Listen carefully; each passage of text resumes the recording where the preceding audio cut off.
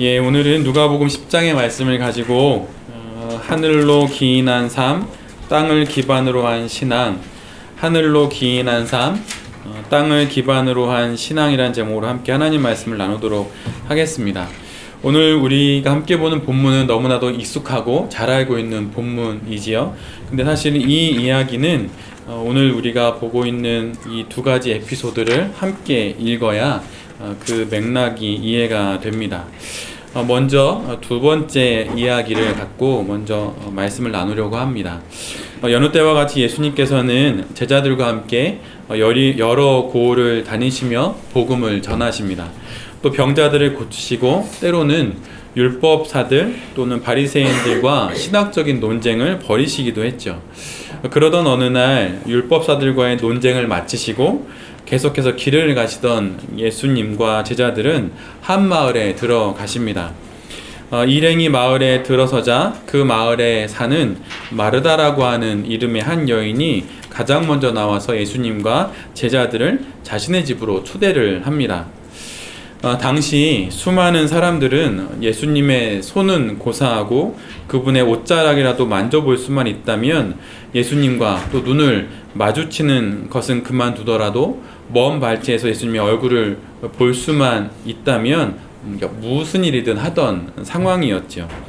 그리고 예수님과의 단둘의 대화는커녕 저 멀리 강가에서라도 아니면 나무 위에서라도 그분의 목소리를 들을 수만 있다면 그 이상의 어떤 소원도 없었던 사람들입니다. 그런데 오늘 본문의 마르다는 그 예수님을 자신의 집으로 직접 맞이하는 엄청난 축복을 누리게 됩니다. 여러분 한번 생각해 보세요. 만약 여러분의 집에, 우리 집에 예수님을 맞이하게 된다면 여러분은 어떤 마음이 들겠습니까? 내가 가지고 있는 가장 좋은 음식으로 또 가장 아름다운 집안의 여러 가지 것들로 이렇게 예수님을 대접하고 싶겠죠. 근데 마르다도 그랬던 것 같습니다. 그렇게 기다리던 예수님을 자신의 집에 맞이하였으니 얼마나 기뻤을까요? 다른 사람들은 가까이 할 수도 없었던 그분을 만나서 그분과 밥을 먹을 수 있으니 말이죠. 유명한 사람이 밥 한 끼 같이 하자 이러면 정말 기쁠 거 아니에요. 네. 근데 마르다는 그런 축복을 누릴 수 있게 된 거죠. 예수님을 자신의 집에 맞이하여서 식사를 대접할 수 있게 된 마르다는 정말 최선을 다하여서 예수님과 제자들을 섬깁니다. 자신이 할 수 있는 최고의 요리를 정성을 다해서 만들었고 자신이 가지고 있는 가장 예쁜 그릇에 담아서 식사를 준비를 했습니다. 그런데 생각을 해보면 최소한 13인분이거든요. 12명의 제자와 예수님까지 하면 13명의 식사를 준비하니 얼마나 분주하고 바빴겠어요. 그래서 집안 이쪽 저쪽을 돌아다니며 음식을 만드느라 여념이 없었습니다. 그런데 그랬던 마르다의 눈에 뜻밖의 장면이 들어옵니다. 그 전까지는 예수님을 모신다는 기쁨에 미처 보지 못했는데 지금 보니 거실 한켠에서 예수님께서 제자들에게 말씀을 전하고 계셨고 바로 그곳에서 자신의 동생인 마리아가 예수님의 발 아래에 앉아서 그분의 말씀을 듣고 있었던 것을 보게 됩니다. 당시의 실은 예수님 앞에 무엇인가 가르치는 스승의 발치에 앉아서 그 당시에 여성이 이렇게 앉아서 스승의 가르침을 듣는 것은 일반적인 일은 아니었어요. 그런데 마리아가 그렇게 자리에 앉아서 그걸 듣고 있죠. 더더군다나 언니 마르다의 집에 초대된 예수님을 섬기기 위해서 분주한 상황임에도 불구하고 마리아는 예수님의 발치에 앉아서 예수님의 말씀을 듣고 있었습니다. 일순간 분주하게 식사를 준비하던 마르다의 마음에서 이제 예수님을 모신다는 기쁨은 온데간데 없이 사라지고 마리아에 대한 불만과 또 자신의 바쁜 모습은 상관하지 않고 복음을 전하시는 예수님이 야속하게 느껴지기 시작합니다. 그래도 마르다는 꾹 참고 음식을 계속 준비를 했지요. 그런데 그 분주함과 분함 때문에 이내 인내심의 한계를 느끼게 되었고 마침내 만들던 음식을 팽개쳐 놓고 예수님을 향하여 걸어갑니다. 예수님 앞에서 마르다는 한치의 머뭇거림도 없이 예수님과 마리아의 대화를 끊어요.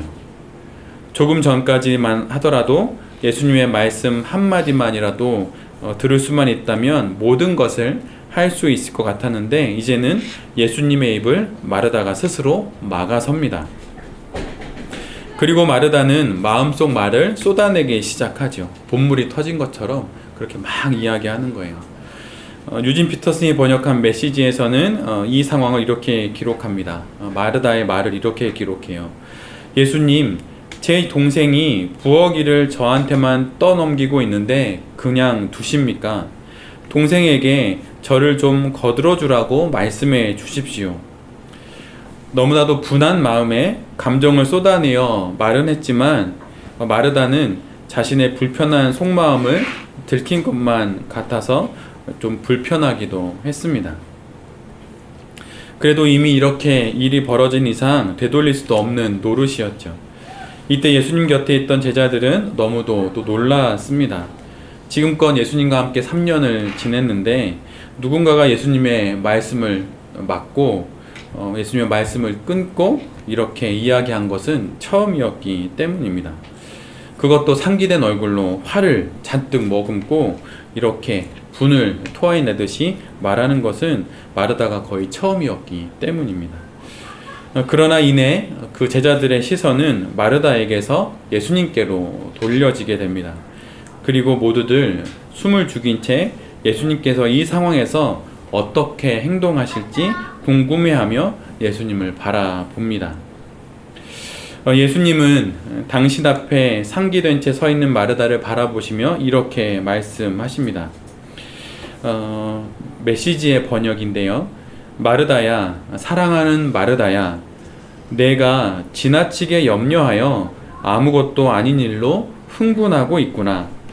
내 동생 마리아는 가장 중요한 한 가지 일을 택하였다. 그러니 마르다는 그것을 빼앗기지 않을 것이다. 예수님께서 말씀하시는 거예요. 여러 가지 일들 중에 마리아는 이것을 선택했다. 더 좋은 것이라고 여기는 그것을 선택했다. 그래서 마리아는 다른 일들로 인해서 이것을 뺏기진 않을 것이다. 그리고 너는 너무 지나치게 염려해서 아무것도 아닌 일, 예수님이 아무것도 아닌 일이라고 말씀하셨으니 아무것도 아닌 일인 건 맞는 것 같습니다. 아무것도 아닌 일로 크게 흥분하고 분하여서 이렇게 네가 말하고 있다고 말씀하고 계십니다. 부드러운 음성이지만 예수님은 마르다의 속마음을 그대로 들춰내셨습니다.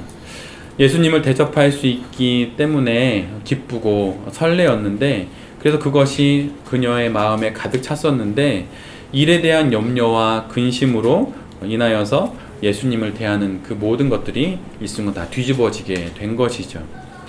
한글 성경에서는 염려와 근심으로 번역되어 있는데 헬라어로 보면 그것은 불안해하는 마음, 흥분되고 들떠서 근심에 빠진 상태 이렇게 말하고 있습니다. 너무 염려해서 불안이 많아졌고 막 내 마음이 막 흔들리는 거예요. 근심하는 마음이 있었는데 그것은 나의 마음이 막 흥분되고 들떠서 이렇게 불안과 근심에 막 빠지게 된 상태라고 하는 것이죠. 그 상황에서 마르다가 이런 말을 하게 된 것입니다. 다른 번역본에서는 그래서 마르다의 이 부분을 이렇게 기록해 두었어요. 마르다야, 너는 많은 일로 염려하며 들떠 있다. 또 다른 번역본에서는 마르다야, 내가 지나치게 염려하여 아무것도 아닌 일로 흥분하고 있구나. 이렇게 또 말하기도 합니다. 우리 가운데 염려가 많거나 불안이 많으면 들뜨게 돼요. 실제로 기도에 관련된 책들을 읽어봐도 우리의 영혼이 이렇게 붕 들뜰 때 그때 옆에서 누가 이렇게 한마디 확 거두면 글로 이제 훅 밀려가게 되는 거죠. 간단하게 말하면 보이스피싱을 당할 때도 사리 분별을 해보고 아니면 확인을 해보고 그래야 되는데 불안한 마음이 들면 여러분도 느낄 수 있어요. 대부분 불안한 마음이 들면 나의 호흡이 깊은 곳에 있지 않고 대부분 가슴에 있어요. 그리고 막 말을 하다 보면 이 음성도 되게 가벼워지고, 제가 그럴 때마다 저희 자녀들에게도 하는 이야기도 숨을 깊게 쉬고 배에다 힘을 주고 이야기하라 이렇게 해야 돼요. 그러면 호흡이 좀 더 깊은 곳에 마치 복식 호흡을 하듯이 내려가면서 상황에 대한 분별들이 좀 더 명확하게 생깁니다. 근데 오늘 마르다는 너무 분하니까 감정이 막 가슴으로만 오니까 그것이 막 붕 떴어요. 근데 그 상황에 마리아를 보니까 마리아는 재미있게 그 이야기를 듣고 있고 자기도 그러고 싶은데 그러지 못하는 상황에 자기가 놓여 있는 상황이 어찌할 바를 모르니까 이런 말을 그냥 던져버리게 된 것이죠. 오늘 요즘에 우리 어린이 예배 가운데 배우는 그 성품 찬양이 유용성이라고 하는 찬양을 배워요. 근데 그 유용성이라고 하는 찬양에 이런 내용의 가사가 나와요. 제가 잠시 그 부분을 읽어드릴게요. 그 부분은 이런 거예요. 내가 섬기는 사람들의 뜻에 따라 나의 일정과 우선순위를 조정하는 것. 내가 섬기는 사람들이 뜻을 달리할 수 있는데 그의 뜻에 따라서 나의 일정도 좀 조정하고 나의 우선순위도 좀 바꿀 수 있는 것이 유용성이라고 하는 거죠. 근데 정말 이 아이러니한 건 이 유용성의 정확히 반대 지점에 있는 성품이 뭐냐면 자기 중심성이에요. 내가 일을 하니 다른 사람은 나를 도와줘야 한다는 막 생각을 하게 되면 이 유용성이 자꾸 줄어들게 되고, 그러면 다른 사람들이 그들의 뜻에 따라서 이렇게 상황들을 전개해 나가고 있는 그런 것들이 나에게 되게 불편하게 느껴지는 거죠. 그런데 유용성이라고 하는 것은 그 사람의 뜻에 따라서 나의 일정도 좀 조정하고 우선순위도 좀 고치는 거죠. 이것과 함께 또다시 유사한 성품은 유연성인데, 다른 사람들이 그들의 계획을 바꿀 수 있고 그들의 뜻을 바꾸는 것에 대해서 내가 애착을 갖지 않는 걸 유연성이라고 하거든요. 근데 지금 마르다는 그런 유연성이 없었어요. 분하고 막 너무 많은 일로 염려가 쌓이다 보니까 이렇게 자신의 마음들이 딱딱하게 굳어져서 여기서 말한 것처럼 그런 말을 내뱉기도 하고 이렇게 들뜨기도 했고 이렇게 했던 것이죠. 그래서 종국에는 마르다는 기쁜 마음으로 예수님을 영접하기를 원했지만 기쁘게 시작한 그 여인의 사역이 결국에는 시간이 지나면서 오히려 그 여인을 괴롭히는 일이 되어버리고 만 것이죠. 우리 모두도 기쁘게 시작한 일들이 있습니다. 근데 그것이 나의 지나친 염려 아니면 나의 뜻대로 전개되지 않는 상황들로 인하여서 나중에는 마음이 너무 불편한 나머지 나중에는 그 일이 나를 괴롭히는 일이 되어버리는 것도 경험하게 되지요. 사역이 그럴 수도 있어요. 사역은 사실은 우리를 더 거룩하게 하고 우리를 더 온전하게 세우는 걸로 우리 주님께서 우리에게 주신 건데, 나중엔 그 사역이 나를 소진하는 일들이 된 것처럼 여길 때가 있어요. 그럴 땐 뒤돌아봐야 하는 것이죠. 목회도 그럴 수 있습니다. 목회도 나를 소진하게 하는 일로 여겨질 때가 있을 수 있어요. 근데 그것은 내가 무엇인가 방향을 잃어버렸다는 신호일 수 있습니다. 1932년 네덜란드 네이케르크에라고 하는 곳에 태어났던 사람이 있는데, 예수의 사제인데 우리가 잘 알고 있는 헨리 나우엔이라고 하는 사람이에요. 그분이 썼던 책 중에 영적 발돋움이라고 하는 책이 있는데, 그 책을 읽어보면 그 책은 그리스도인의 신앙에 대해서 이제 서술하고 있는데, 그 책의 모든 내용을 정리하는 한 문장이 있습니다. 그 문장은 이거예요. 그리스도인의 신앙은 하늘에 대한 영성과 이웃에 대한 환대로 나타납니다. 마르다를 한번 보십시오. 마르다는 예수님을 환대했습니다. 이 땅에 오신 예수님을 환대하는 것에 연심을 다했죠. 이 일은 분명 소중하고 귀한 일임에 틀림없습니다. 그러나 마르다는 예수님에 대한 환대에 집중한 나머지 예수님 앞에 있는 마리아 역시 자신이 섬겨야 하는 환대의 대상임을 까맣게 잊고 있었던 것이죠. 마르다가 가지고 있는 환대의 대상의 리스트에는 마리아는 빠져 있었어요. 마르다에게는 오직 환대의 대상은 예수님 한 분이었죠. 많은 그리스도인들은 예수님 한 분만을 자신의 환대의 대상으로 여깁니다. 예수님만 잘 믿으면 된다고 그래요. 그래서 신앙생활과 교회생활, 그리고 자기에게 주어진 하나님의 일이라고 생각하는 것만 열심히 하면 좋은 그리스도인이 된다는 생각을 합니다.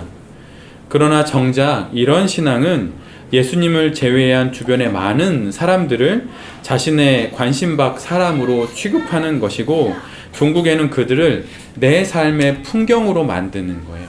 나의 신앙생활을 위한 풍경으로만 만들어 버리는 거죠. 그래서 이단에 빠진 사람이 나의 구원과 나의 신앙을 위해서 가족을 버리고 그 산으로 들어가거나 공동체 생활을 할 수 있는 게 바로 이런 것 때문이에요. 근데 여러분, 이게 결코 옳은 신앙이 아닙니다. 주변의 사람들이 나의 신앙을 위한 배경이 되고 내 삶을 위한 풍경이 된다면 그것은 올바른 신앙일 수 없어요. 이런 가르침을 주는 만약에 어떤 설교나 말씀이 있다면 그건 옳지 않아요. 오히려 그들을 위해서 희생하러 오신 것이 바로 예수 그리스도의 모습이었듯 우리도 그래야 하는 거예요. 나의 신앙생활에 걸림돌이 된다고 여겨지는 상황과 사람들이 실은 내가 하나님의 능력과 권능을 받고 왜소해지는 게 아니라 하나님 안에서 큰 영혼의 거인이 되어서 그들을 품는 거죠. 여러분, 우리는 하나님의 사랑을 받는 사람으로 겸손해야 합니다. 그런데 나의 겸손도 하나님 앞에 우뚝 선 신앙을 갖고 겸손한 것이지 그냥 머리를 조아리는 것은 겸손이 아니에요. 머리를 그냥 조아리고 사람들이 그래 착해, 넌 착한 애야 이렇게 말하고 그런 이야기를 듣는 것으로 위안을 삼아서는 안 됩니다. 신앙은 우리를 착한 사람으로 만드는 게 아니라 거룩한 사람으로 만들어서 거룩한 나를 통하여서 약했던 사람을 일으켜 세우고 때로는 내가 나를 변호해야 할 때도 있지만 때로는 참아야 할 때도 있음을 알고 입을 닫는 거죠. 오해도 때로는 그래서 받는 거예요. 그래서 정말 중요한 것은 내가 품어야 하는 나의 환대의 영역에 예수님뿐만 아니라 다른 이들도 있음을 아는 것이 바로 곧 그리스도인들이 살아가야 하는 삶이라고 하는 것입니다. 우리의 깊은 신앙은, 우리의 높은 영성은 이웃에 대한 환대로 나타납니다. 마르다는 바로 이 부분을 간과했던 거예요. 마르다가, 여러분 생각해 보십시오. 마르다가 한 행동 중에 잘못된 게 있나요? 저는 그렇게 생각하지 않아요. 마르다만큼 열심히 섬겼던 사람이 어디 있습니까? 이런 사람이 필요하기도 합니다. 마르다가 진정 예수님을 자신이 환대해야 되는 귀한 분으로 명확히 알았던 것은 분명 잘한 거예요. 그러나 그 환대의 영역에 예수 그리스도뿐만 아니라 자신의 동생인 마리아도 있어야 함을 잊었던 것은 옳지 않았던 것이죠. 예수님만을 섬기는 신앙은 그 신앙의 폭이 좁아져서 나중엔 날카롭게 됩니다. 그리고 모든 걸 다 자르죠. 얘는 이래서 아니고 쟤는 저래서 아니고. 그러나 신앙은 언제나 우리를 유연하게 하고 우리를 부드럽게 하고 우리를 너그럽게 합니다. 한편 여러분, 마리아를 한번 보십시오. 마리아는 하늘의 영성을 추구하는 여인이었어요. 예수님을 가까이 함으로 정말 하늘의 언어를 듣고 싶었기에 마리아는 예수님 곁에 붙어 있었죠. 그 당시 사회적 관념으로 보면 좀 부당한 행동을 하는 듯한, 좀 어울리지 않는 행동을 하는 듯한 그런 눈총을 받으면서까지도 그는 하늘의 언어를 가까이 하기를 원했어요. 그러나 마리아도 이웃에 대한 환대를 간과했습니다. 자신의 언니인 마르다 역시 자신과 같이 하늘의 영성을 추구하는 믿음의 사람임을 마리아는 잊고 있었어요. 나의 신앙만 챙기면 된다라고 여겼던 것이죠. 언니가 바쁘게 일하는 것에는 아랑곳하지 않고 마리아는 하늘의 영성을 추구하는 일에 몰두했습니다. 만약 언니가 예수님을 초대하지 않았다면, 그리고 언니인 마르다가 음식을 준비해주지 않는다면 마리아 역시 지금 그 여인이 본인이 누리는 이 귀한 예수님과의 만남도 있을 수 없다는 것을 까맣게 잊고 마리아는 자신의 영성에만 관심을 두고 있었습니다. 제가 예전에 읽었던 시 중에 이런 문구의 시가 있었어요. 사람들은 누구나 누군가를 기대고 산다는 거예요. 기대지 않고 사는 사람들이 없다고. 그래서 언제나 모든 사람들은 비스듬히 누군가에게 기대고 사는 인생이 바로 인간의 삶이라고 이야기했습니다. 마르다가 예수님을 대접하는 분주한 일로 섬겼기 때문에 마리아가 예수 그리스도를 가까이 할 수 있었던 것이죠. 마르다가 예수님을 대접하는 분주한 일로 인하여서 동생인 마리아도 자신의 환대의 대상임을 잊었듯이 마리아 역시 예수님의 말씀을 듣는 일, 즉 하늘의 영성을 추구하는 것으로 인하여서 이웃을 향한 환대의 의무를 간과하고 있었던 것입니다. 하늘의 영성과 이웃에 대한 환대 중 물론 더 중요한 것은 하늘에 대한 영성이에요. 그것은 예수님의 말씀처럼 분명 좋은 편에 속하는 것임에 틀림없습니다. 그러나 하늘의 영성을 추구하는 것이 이웃에 대한 환대보다 소중한 이유는 많은 그리스도인들이 생각하듯 하늘의 영성이 이웃에 대한 환대보다 더 고결하고 거룩하기 때문이 아니에요. 하늘의 영성이 이웃에 대한 환대, 즉 땅의 환대보다 중요한 이유는 바로 하늘의 영성을 통해서만 진정한 땅의 환대가 가능하기 때문입니다. 땅의 환대를 통하여 하늘의 영성은 가능하지 않습니다. 이것은 마치 우리의 구원이 우리의 이웃에 대한 선행으로 인해 가능하지 않은 것과 같은 것이죠. 우리의 구원이 전적으로 예수 그리스도에 대한 믿음에 근거하듯 진정한 땅의 환대도 오직 하늘의 영성으로 인하여 가능한 것입니다. 예수님을 대접하는 일로 분주했던 마르다도 하늘의 영성을 추구하는 사람이었으며 예수님 곁에서 그분의 말씀을 들으려 했던 마리아도 하늘의 영성을 추구하는 사람이었습니다. 그들은 정말 예수님의 말씀처럼 가장 중요한 한 가지를 가진 사람들이었죠. 그러나 정작 그들에게, 그 둘에게 있어 부족한 한 가지가 있었는데 그것은 바로 하늘의 영성이 이 땅에서 이웃에 대한 환대로 증명되어야 한다는 것이었어요. 마치 우리의 구원이 이웃의 사랑으로 드러나야 하는 것처럼 말입니다. 하나님에 대한 우리의 사랑이 이웃에 대한 사랑으로 드러나야 하는 것처럼 말이지요. 우리 오늘 앞에 본문을 보면 우리가 잘 알고 있는 선한 사마리아인에 대한 예수님의 비유가 나옵니다. 이 비유에는 제사장과 레위인이 나오죠. 이들은 하늘의 영성을 추구하는 것을 그 누구보다 열심이었던 사람들, 그런 이 시대에 따른 목회자라고 할 수 있겠죠. 그러나 그들은 강도 만난 사람을 만나자 그를 외면하고 지나칩니다. 하늘의 영성은 추구하였지만 그들은 하늘의 영성에 이 땅에서의 증거라고 할 수 있는 땅의 환대가 없었던 사람들입니다. 땅의 환대가 없으므로 그들의 신앙이 자기 자신만을 위한 신앙임이 그대로 드러나고 말지요.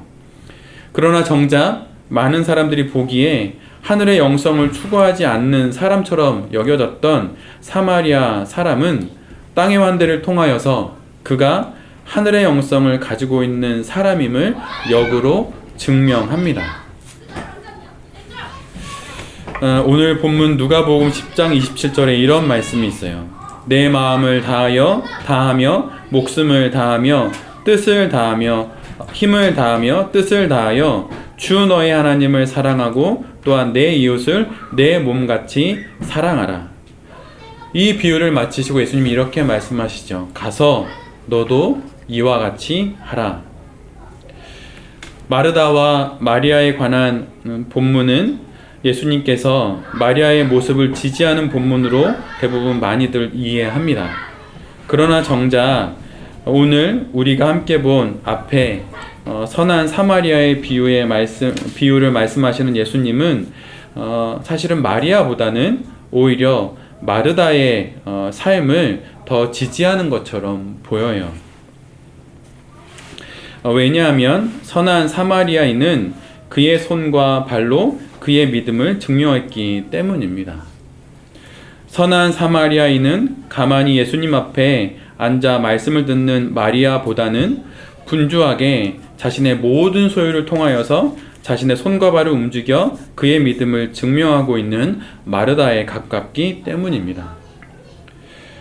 선한 사마리아인의 비유와 마르다와 마리아에 관한 본문은 사실은 누가복음에만 기록되어 있고 또 이 본문이 특이하게도 연이어서 기록되어 있습니다.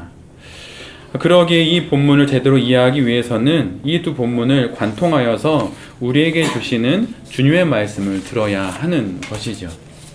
우리로 하여금 예수님께서 마리아처럼 살면 된다 이렇게 말씀하시는 것일까요?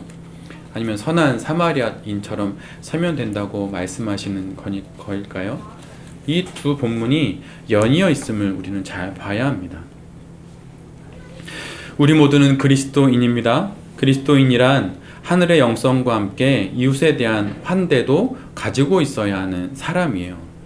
이것들 중 어느 것 하나라도 없다면 그 신앙은 온전한 신앙이 아닙니다. 하늘의 영성을 추구한다는 이유로 분주하게 일하고 있는 마르다와 같은 사람들을 외면해서는 안 됩니다. 하늘의 영성을 추구한다는 이유로 길에 쓰러져 죽어가고 있는 강도 만난 이를 외면해서도 안 됩니다. 마리아의 이야기로 가져오면 이런 거죠. 하늘의 영성을 추구한다는 이유로 열심히 분주하게 일하는 마르다를 못 본 채에서도 안 된다고 하는 겁니다. 신앙은 마치 날카로운 칼 위에 서는 것과 같은 이미지가 있어요. 전 청년 때 참 이걸 많이 느꼈는데요.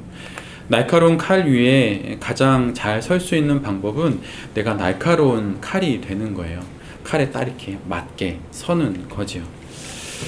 하늘의 영성을 추구한다면 그에게는 반드시 이웃에 대한 환대가 있어야 합니다. 내가 만약 좋은 신앙의 사람이라면 내가 좋은 신앙의 아들이 되어야 해요. 내가 좋은 신앙의 아내라면 내가 좋은 신앙의 엄마도 돼야 하고, 내가 좋은 신앙의 목회자라면 좋은 신앙의 남편도 돼야 하는 것이죠. 신앙은 결코 예루살렘에 올라가는 길에만 있어야 하고 예루살렘을 내려오는 그 길엔 그냥 뒤로 던져놓고 모른 채 해도 되는 것이 결코 아닙니다. 여러분 생각해 보세요. 오늘 본문에 내가 마르다인가 마리아인가 이렇게 생각할 수도 있고, 내가 선한 사마리아인인가 제사장인가 생각할 수도 있지만, 사실은 우리의 인생길에 우리가 사실은 강도 만난 유대인입니다.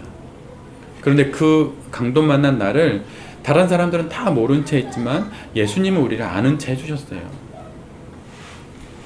그분의 것으로 우리를 먹이셨고, 그분의 나귀에 우리를 태우셔서 우리를 가서 입히시고, 우리를 다시 먹게 하시고 우리를 다시 일어나게 해 주신 거죠.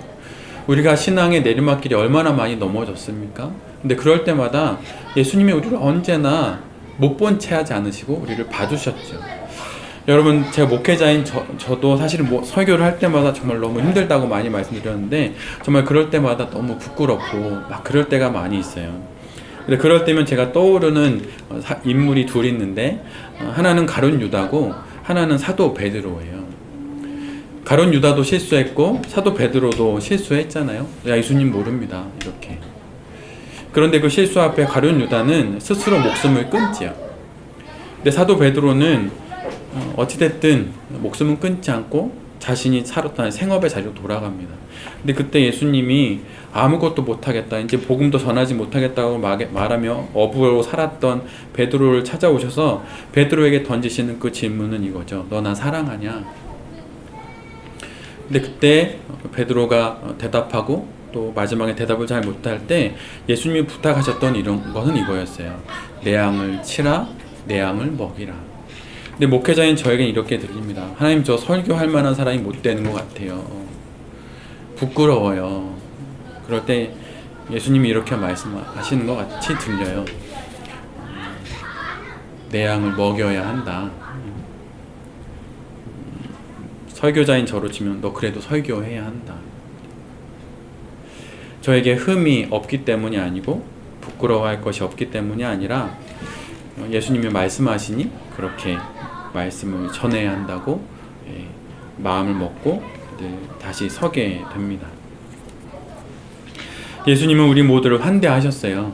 우리의 나이에 상관없이, 빈부 귀천에 상관없이 수고하고 무거운 짐을 진 우리들을 모른 채 하지 않으시고 언제나 우리를 환대해 주셨습니다. 언제나 우리를 그렇게 외면하지 않으셨지요. 우리들의 모든 삶도 그렇게 예수님을 닮은 삶이 되었으면 좋겠습니다.